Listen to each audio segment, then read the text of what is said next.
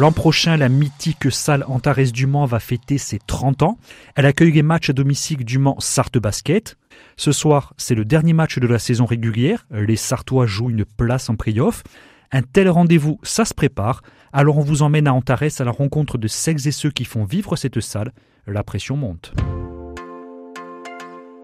Je commence la première partie, voix off tout de suite. Ouais. Machin. La dernière phrase, je bouge et je vous demande d'accueillir. En fait, je les nomme, je suis ici.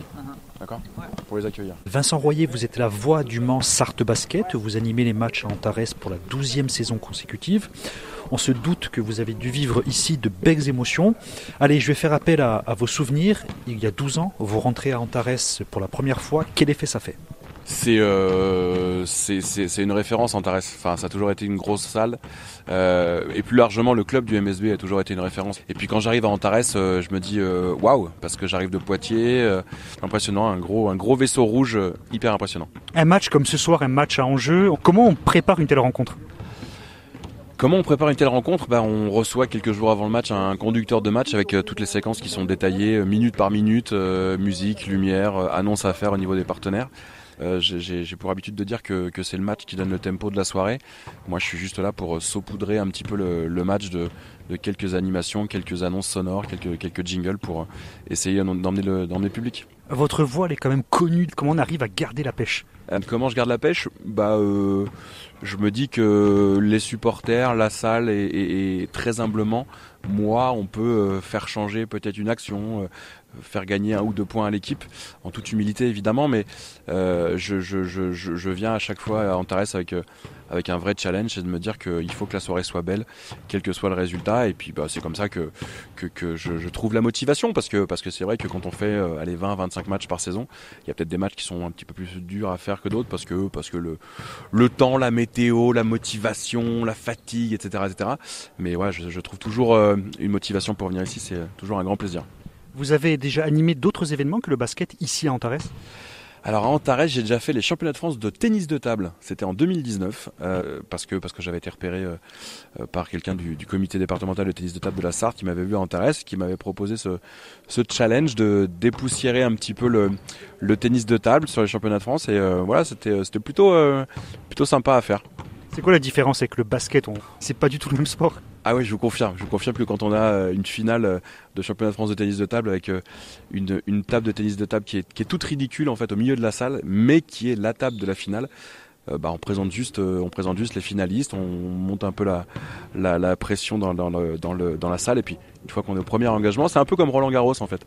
Dès que le tennisman ou la tenniswoman a la balle de service, c'est silence radio et puis on profite du spectacle. Cette salle, cette ambiance, vous l'avez vu évoluer en presque 12 ans ?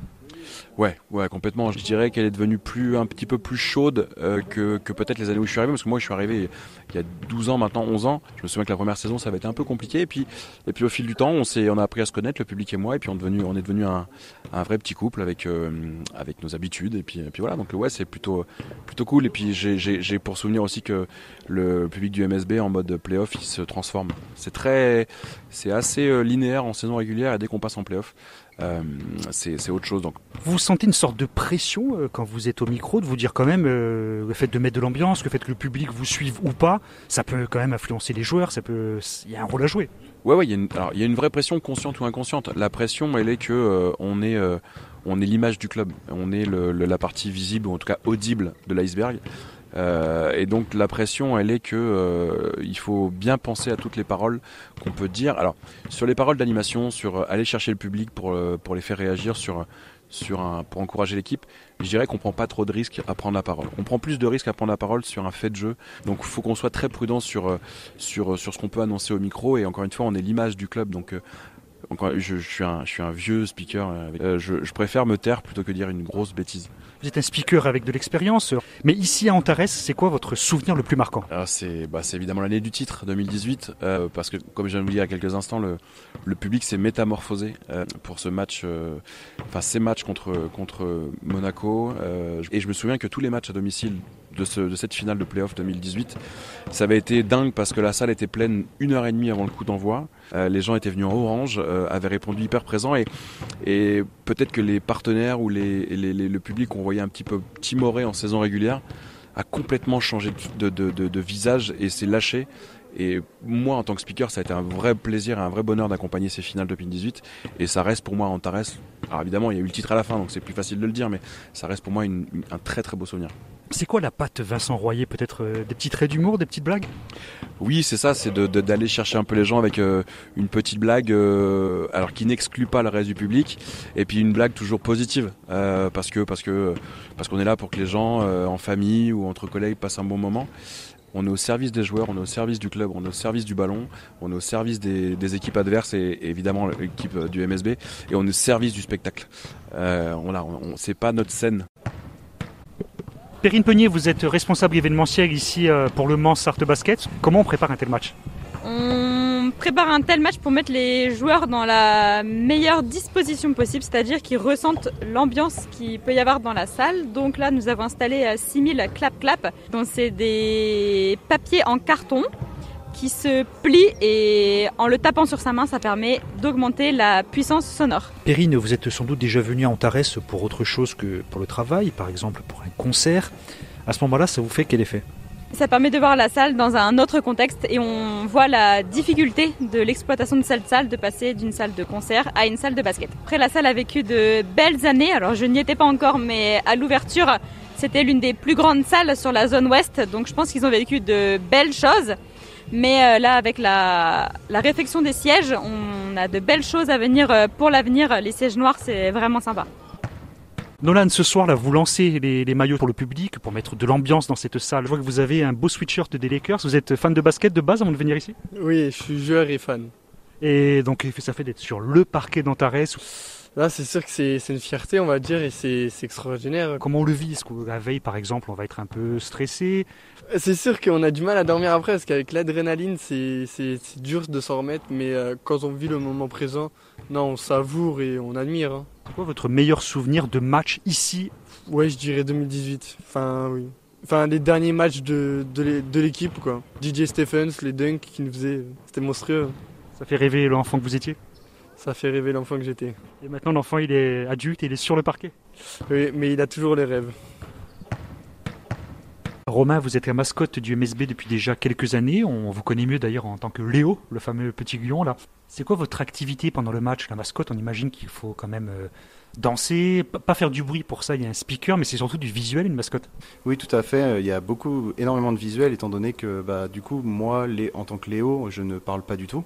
Donc c'est vraiment soit à base de gestes ou vraiment voilà, faire attirer le public, que ce soit en dansant, que ce soit en leur faisant de la gestuelle.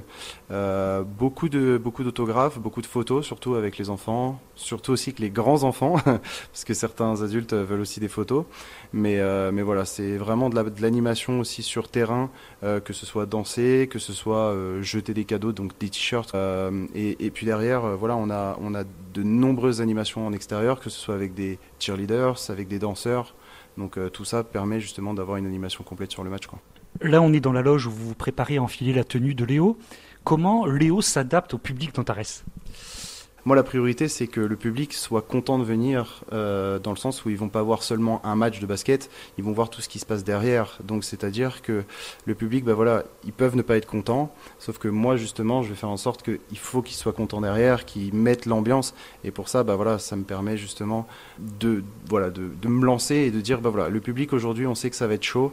Je vais être là pour leur faire plaisir, pour qu'ils soient heureux, qu'ils soient contents de venir. Et puis c'est quelque chose de bien pour moi donc aussi. Donc.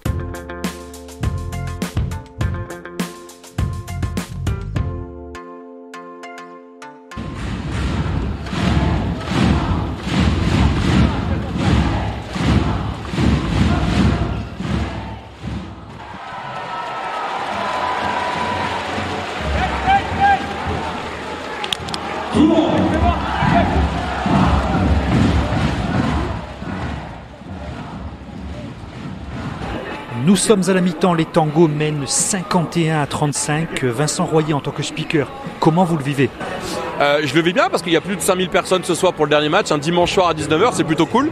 Parce qu'on le sait que demain il y a école pour pas mal de manceaux, donc ça c'est plutôt bien, on le vit bien encore une fois, plus 16 à la mi-temps, mais il faut faire attention parce que Limoges a de grandes ressources, donc pour l'instant tout se passe bien au niveau du speaker. Et qu'est-ce que vous attendez de cette seconde mi-temps? Et ben que le public du MSB reste comme sur les 20 premières minutes parce qu'ils ont plutôt répondu présent dès le protocole, dès la présentation des équipes à H-10 minutes. Donc qu'ils restent comme ça. Et puis j'ai envie de dire que si le score continue à prendre un peu d'écart comme ça sera l'avantage du MSB. Mais même si Limoges revient un peu, ça peut être un match un peu coup près à la fin. Donc on aime bien ce style d'ambiance et on espère évidemment qu'à la fin le scénario sourira au Manceau. Attention, on tourne un peu. Le public, c'est à vous de jouer maintenant.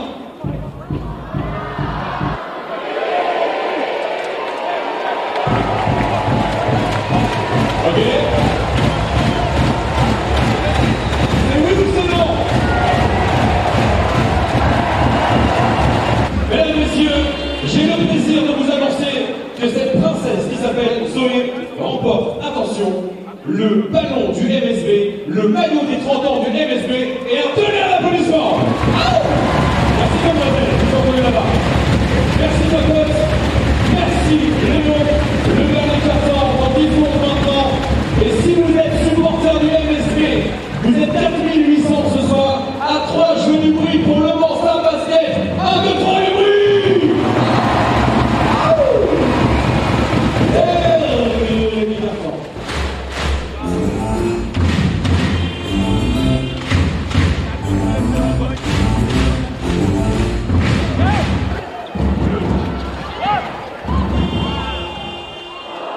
Bon, Vincent Royer, on a commencé le reportage avec vous, on finit avec vous.